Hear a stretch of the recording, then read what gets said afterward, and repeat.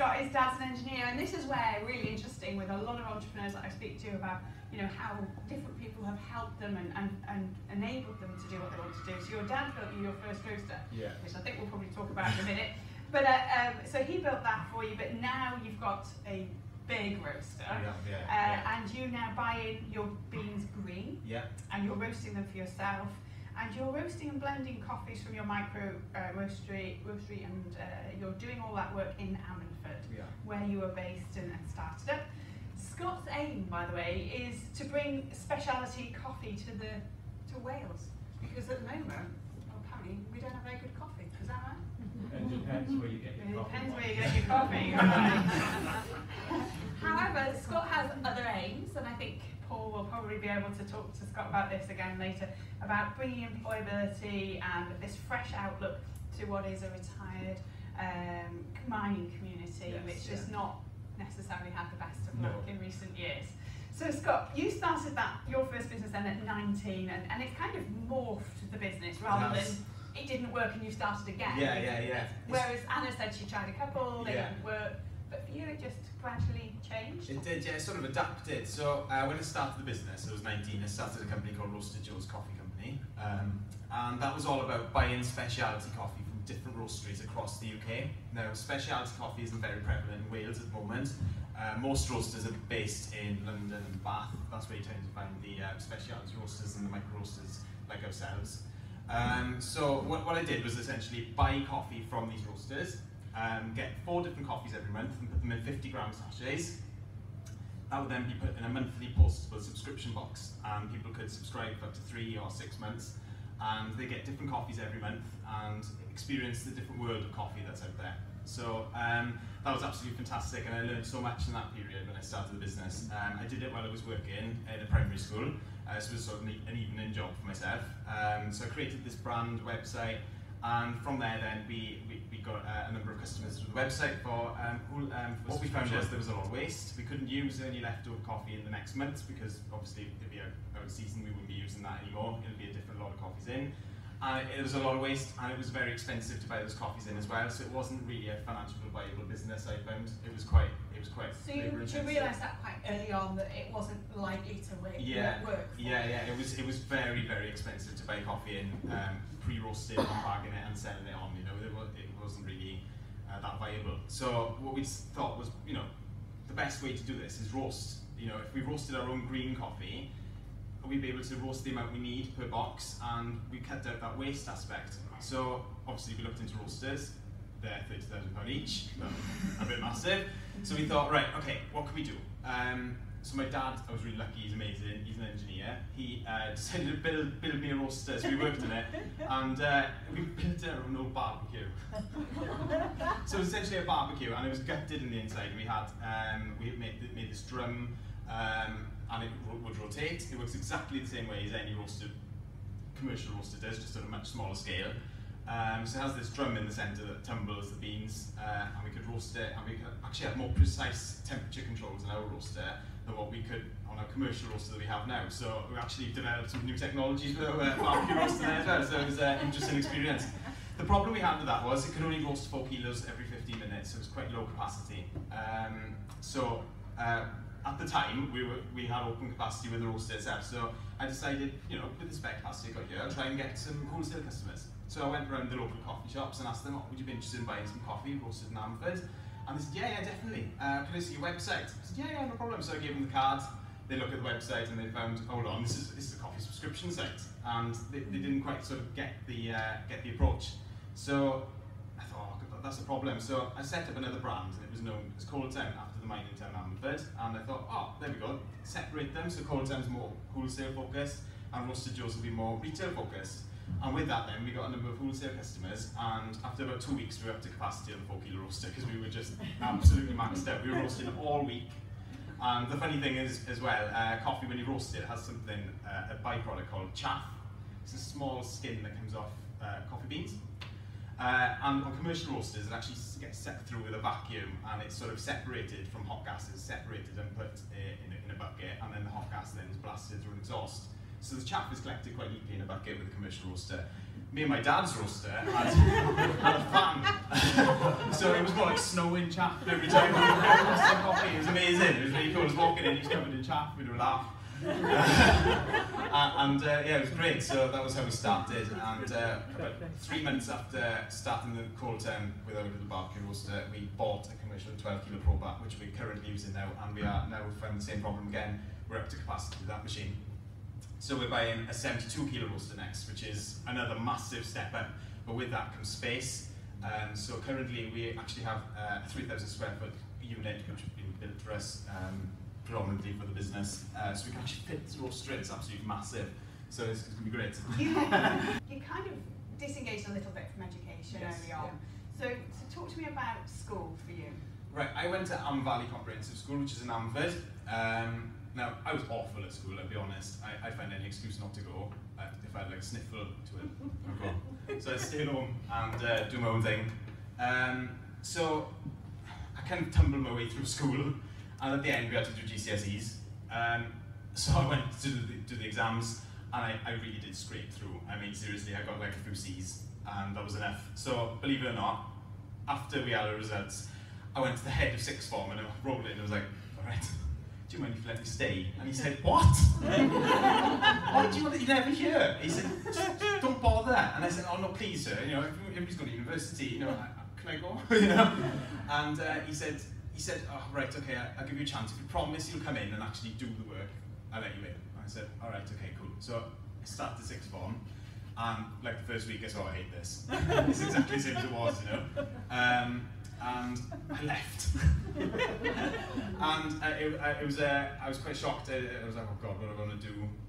Where am I going to go with life? I don't know what I'm going to do. So I thought, oh, I just need to volunteer. I need to do something. Just try and get some, you know, some job. So I worked for the National Trust as a volunteer.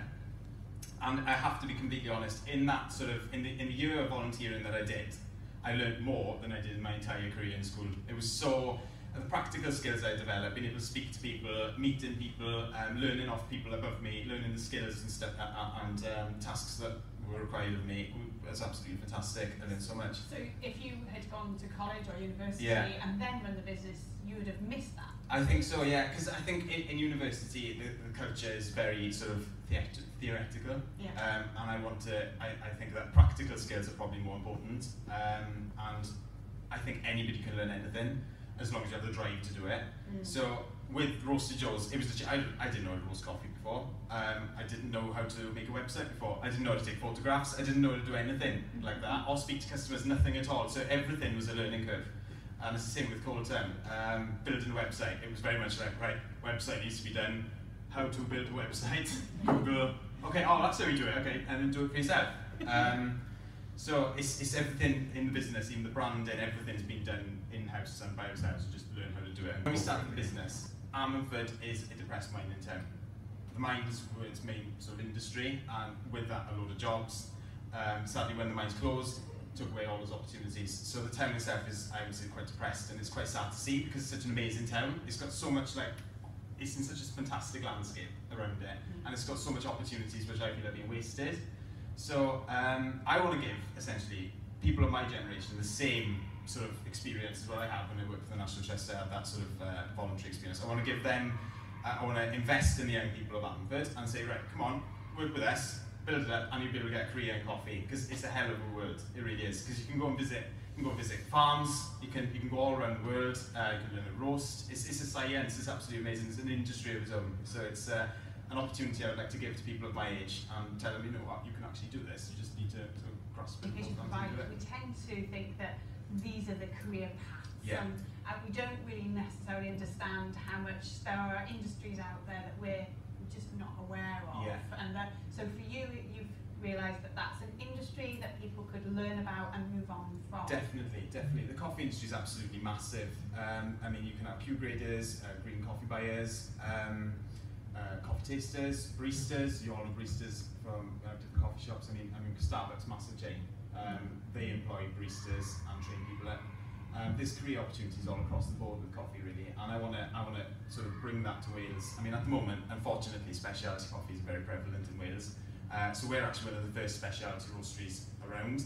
And what's different about standard roasters and specialty roasters is we actually buy coffee directly from specific farms.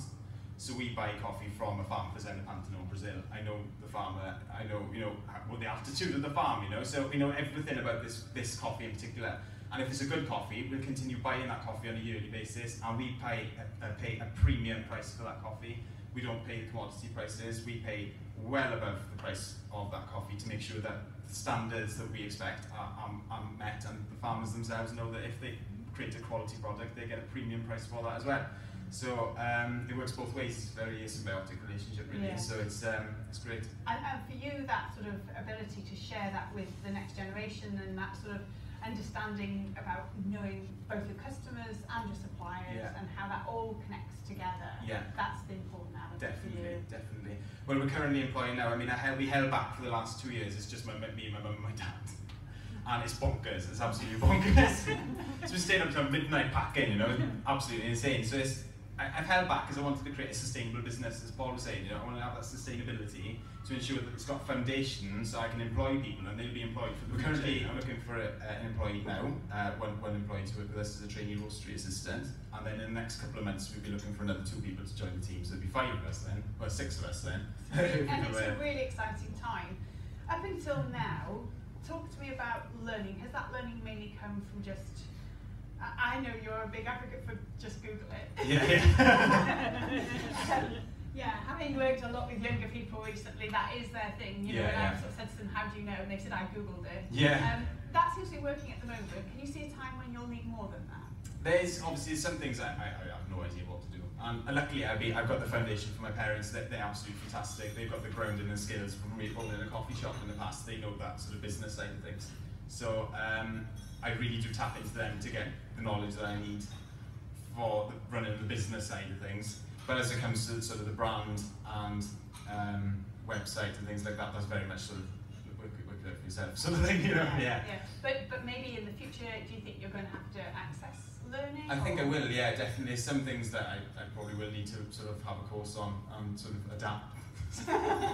Put it a bit late on, But so this is the interesting question, I think, is that obviously you didn't have the best experience of education at school for various reasons. Is that something that puts you off now going back into any educational setting that seems formal, and does that mean rather an informal setting? Probably so. I work far better on an informal sort of educational basis, really, because when I worked in the National Trust, it was, I keep harping back to that, but it was very much like, right, this is what you need to do, and go with it. Sort of, and that's the best way to go. I don't really work with the sort of theory side of things and sort of learning about how to do something. It's more like, this is how you do it, give it a go. And a more informal sort of basis. Do you reflect by just thinking about it yourself, or do you talk to mum and dad? I talk to my mum and dad, I ask, obviously when maybe something big is coming up, we sit around the table and we have sort of a board meeting. And we say, right, what are we going to do with this? We all talk about it, think about the best logical approach to the situation, and take it from there, really. Over the last year, we've been getting some fantastic opportunities. We've had a lot of press coverage, and it's all down to the way that we see it as, if you focus on how your business and what your business is and what it does, everything else will come on its own. So we focused on making sure our product was a quality product. We want to make sure we roasted the best, highest quality coffee in Wales, and with that, everything else has come. The customers have come, the press coverage has come, and it's all from that, really. So and going about the press coverage, so you've been in GQ? Yes, we've been GQ, Vogue magazine this month, and then we were featured on a magazine called Food Stories last month, which was absolutely great. And I know that somebody from Radio 2 was talking about your product. Yeah, we mentioned on Radio 2 twice in 2 weeks, which was completely bizarre. It was fun. And on Simon Mayo show, so it was really nice. Yeah, they were talking about it, I was blown away. I was excited. I listened to him all the time because we did deliveries to Cardiff, so every time I'm driving home, I'm listening to Simon Mayo, and then he was talking about Coaltown. I was blown away. And then some of your client base is quite exciting as well. And things, people would say new startup business, it's going to take you a long time to get into big brand names, and yet you're already in Selfridges. So how did that happen? I was really, really lucky because we worked with Welsh Government to get, basically, we get to meet buyers.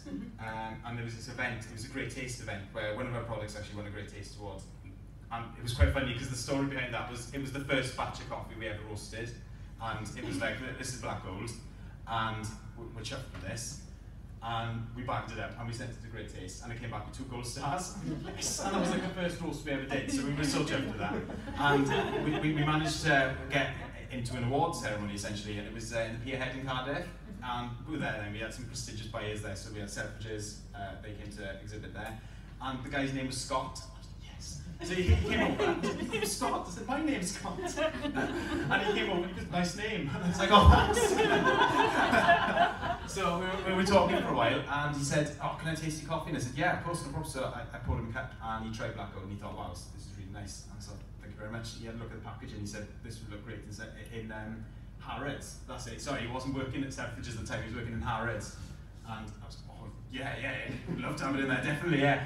And he said, don't worry, it'll be in there, so I'll give you a call next week, I'll have a chat with the drinks buyer, and we'll get it in. I was like, oh, thank you, that's fantastic. So a couple of weeks rolled by, and we didn't hear anything. I was, oh no, I said, it hasn't happened, I'm gutted, you know.